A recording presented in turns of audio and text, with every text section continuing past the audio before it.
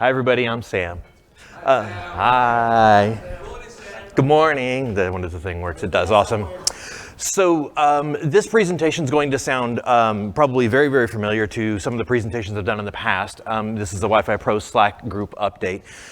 And I was thinking last night when I was putting this presentation together, the way I do presentations, this particular presentation, is I take last year's presentation, I make a copy of it, and I put all the current data in it. So it's a really cumbersome effort for me, right? It takes like a whopping 30 seconds.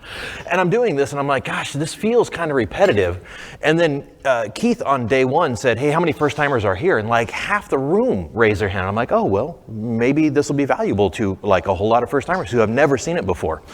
So if this is repetitive, I apologize. If it's not repetitive, then I hope you get some use out of it. The Wi-Fi Pros Slack is a Slack group that we have made. It is adminned by these three people: May, whom you've probably seen running around, Phil Morgan, who's an instructor, and then of course myself. First things first, when we talk about Slack, one of the first questions I get, especially if you've got some gray in your beard, is what the heck is Slack?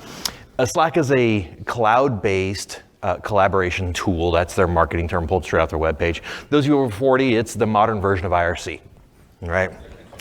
So clients available for everything, right? Mobile devices, web devices, all those sort of things. And the thing that sets Slack apart, I think, from everything else is that it allows us to have these unencumbered conversations, right? We all know and love Twitter. It's great and wonderful, but good Lord, how much can you really say in 240 characters? You certainly can't get into a conversation. You can ask a question, you can fire a shot across the bow, you can do all sorts of fun stuff, but you can't have conversations. And so, This is actually an old shot of the Slack group. Slack group is composed of channels that have various and sundry subtopics. So you can go into these channels and you can have conversations about the particular topic so that we can keep people corralled so that they can go off and they can have their conversations. But why? The reason that we made this, May, raise your hand if you're in the room. Probably still, oh, there she is, way over there. I was talking with May several years back. By the way, this Slack group is now 5 years old, for those of you that aren't keeping track like we are. I was talking with May about 5 years ago, and we were like, this Twitter thing is awesome, but it's really terrible. How do we figure out a way to get people into a place where we can corral them so they can have some good natural conversations and foster some sense of community? So May was like, awesome, I'm gonna make a Slack and you're gonna help me run it. I'm like, cool, let's do this. And here we are. Who can join? Everybody can join. If you qualify yourself if you self-qualify as a wireless LAN professional, we want you to be in it. Please come talk. Doesn't matter if you're an expert, doesn't matter if you're not an expert. Everybody is welcome, and that was sort of the point of it. Ooh, that slide did not build out well, did it? Some interesting stats. So you can see, as I did, was I copied the presentation and I just rolled up this year's stats. 2021, I missed those stats for some reason. I don't know. But you can see that we've grown, right? Total tally of messages is over 333,000 messages when I did this last week. So that grows pretty significantly. And I think it's a pretty good trend. It feels like a pretty well-used platform. And this is really my opportunity to show everybody who participates in the Slack group what that activity looks like. And as we talk about these things, we're going to be talking about how and where people read messages in particular. This does come up on a fairly regular basis. Just as a word of note, no, the admins can't read personal messages. We don't dive into the private stuff. We can't actually, is sort of the point. So this was our 2018 stats for weekly active users. And this is when the Slack first started off. This is the year-long snapshot.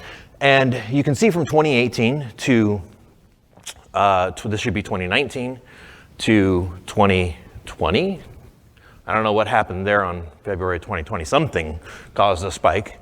We obviously had some pretty significant user jump up there. And then obviously we missed the 2021. And I don't think my clicker's working. Yeah, that's useful. No, Jamf, don't do anything. Thank you. There we go. And then here are the 2022 stats. So I know they're just a bunch of rolling bars, but from a usage perspective, this is sort of what we're looking to talk about. This is the full 5 years as far as weekly active users are concerned. Some interesting trends here. We can see where WLPC events happen at the beginning of the year because we get this spike of users that show up. We can see end of year holidays dips. But you can see a long-term trend. We've very much sort of flattened out with some, I think, some pretty good number of weekly active users. Messages, where people are reading messages. This is public messages versus private messages.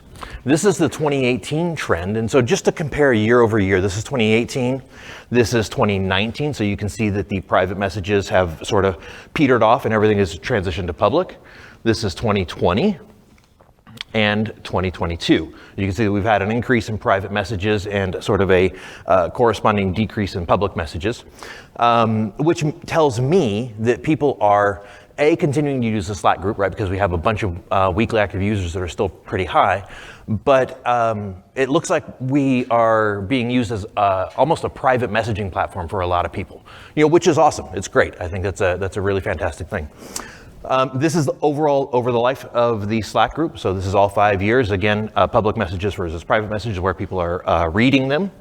And then this is where people are sending them, public versus private. 2018, 2019. This should be 2020, I think, yep.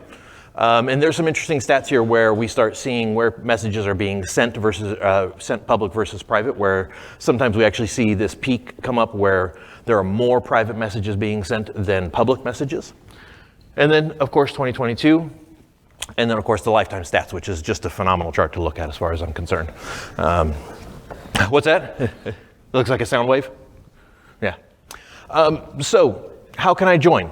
One of the things that we don't want to do is we don't want to do proxy invites. We don't want, Jake to go, hey, can you send an invite to Bob and here's his work email address.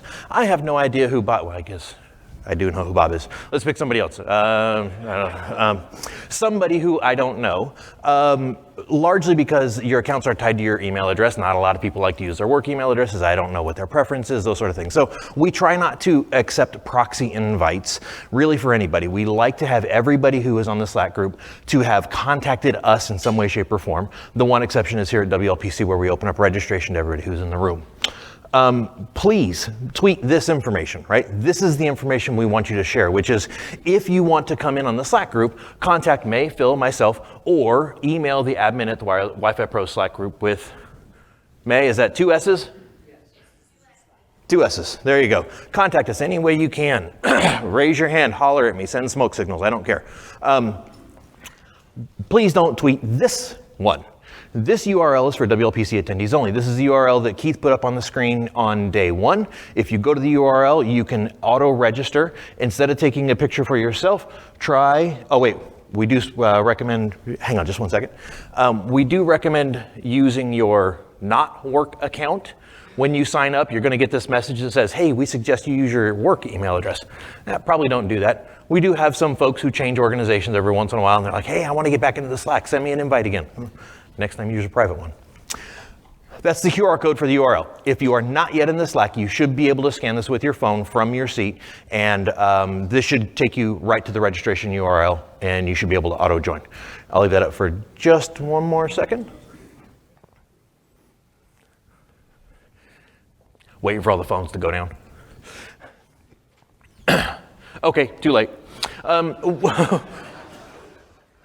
Unfortunately, we did have to come up with some rules of engagement some time back. So this is a new slide. We do have some guidelines as far as how we expect people to behave when they are in the Slack group. This, generally speaking, isn't a problem. We do like people to be respectful of everybody else and everybody else's opinions, right? Really, the rub here is try to keep things professional, try to keep things not highly contentious. We understand that there are some obviously contentious topics in the industry, but by and large, don't be an asshole, right? Where is vendors? I did add a slide for vendors. We do have a lot of channels, and those channels we like to name if they are vendor sort of related channels. Nobody owns the channels except for us admins, right? So there's a Mist channel, there's no owner for the Mist channel. But if you join a vendor channel, expect to see vendor stuff in there. right? Vendors may pop in, they may say, hey, can you take a survey? We'd like to know what you want to think about, fill in the blank. You might see an ad, I don't know. But in general, if you are in a vendor channel, you are opting into hearing about that vendor, sometimes by that vendor's employees. So there you have it. Thank you. Please join.